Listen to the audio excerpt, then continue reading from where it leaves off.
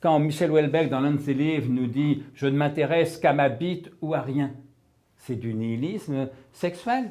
Eh bien, quand quelqu'un nous dit « Il n'y a rien au-dessus de la santé », pour moi, c'est du nihilisme sanitaire.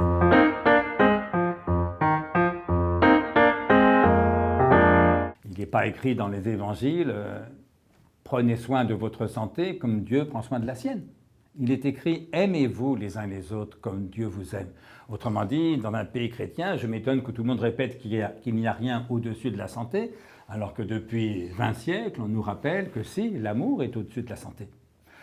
C'est quand même pas le seul à penser que mieux vaut un individu malade et plein d'amour qu'un salaud plein de haine et de santé.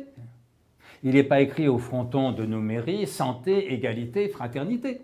Il est écrit « liberté, égalité, fraternité ». Là encore, j'espère ne pas être le seul à penser que la liberté est une valeur supérieure à la santé. Mais le pire, c'est que non seulement la santé n'est pas la valeur suprême, c'est qu'à mon sens, elle n'est même pas une valeur du tout.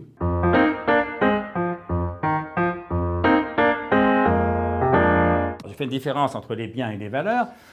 Un bien, c'est quelque chose qui est désirable, éventuellement enviable. Une valeur, c'est quelque chose qui est estimable ou admirable. Par exemple, je peux envier quelqu'un parce qu'il est en meilleure santé que moi. Je peux envier quelqu'un parce qu'il est plus riche que moi. Autrement dit, la santé, la richesse sont des biens. Mais si j'admire quelqu'un parce qu'il est plus riche que moi ou en meilleure santé que moi, je suis un imbécile.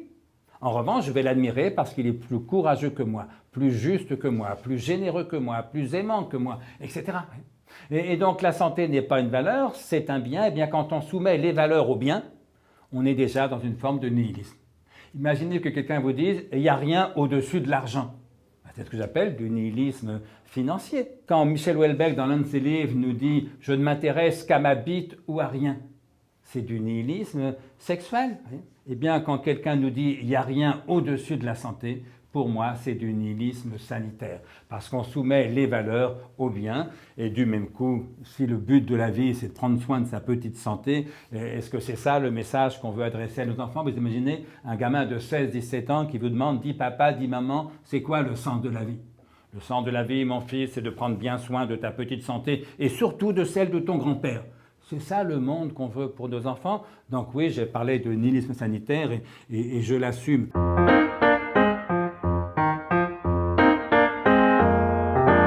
Ce qui m'a gêné, c'est ce que j'appelle le panmédicalisme. Pan en grec, ça veut dire tout. Ce que j'entends par panmédicalisme, c'est une idéologie qui fait de la santé la valeur suprême et qui conséquemment tente à tout déléguer à la médecine.